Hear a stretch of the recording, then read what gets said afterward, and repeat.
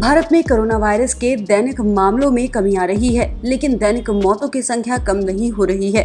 केंद्रीय स्वास्थ्य मंत्रालय की ताज़ा रिपोर्ट के मुताबिक देश में बीते 24 घंटों में कोरोना वायरस संक्रमण के जहां 2,22,315 नए मामले सामने आए, वहीं 4,454 लोगों की मौत हो गई। भारत में कोरोना रिकवरी दर अब 88.69% पर पहुंच गई है। देश में कोरोना के सक्रिय मामले भी कम हो रहे हैं। बीते 24 घंटों में कोविड-19 के 84,683 एक्टिव केसेस कम हुए हैं। इससे एक्टिव दर 10.17% हो गई है। देश में कोरोना से अब तक कुल 3,03,000 से अधिक लोगों की मौत हो चुकी है। देश की कोरोना मृत्यु दर फिलहाल 1.14% है। बीते कई हफ्तों में प्रत्येक दिन हजारों की संख्या में कोविड-19 से लोग मर रहे हैं। वहीं दुनिया में अब कोविड-19 के मौत के आंकड़े के हिसाब से भारत तीसरे नंबर पर पहुंच गया है।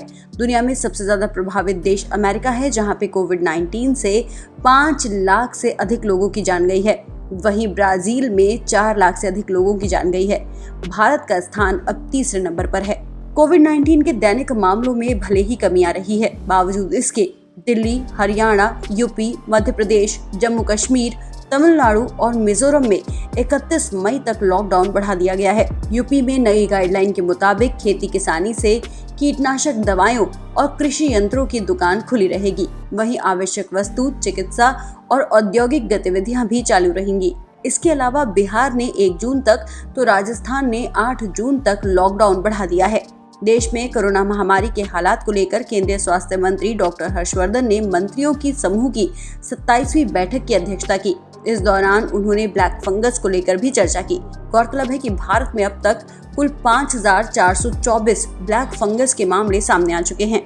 भारत में जहां एक तरफ कोविड-19 वैक्सीनेशन जोर शोर से चल रहा है, वहीं दूसरी तरफ अमेरिकी कंपनियों मॉडर्ना और फाइजर ने दिल्ली सरकार को टीके बेचने से मना कर दिया है। मुख्यमंत्री अरविंद केजरीवाल ने केंद्र सरकार से इन टीका निर्माता कंपनियों से वैक्सीन खरीदकर राज्यों में वितरित करने की अपील की है। दिल्ली के सीएम ने कहा है कि कंपनियों का कहना है कि वे टीके के लिए भारत सरकार से डील करेंगी।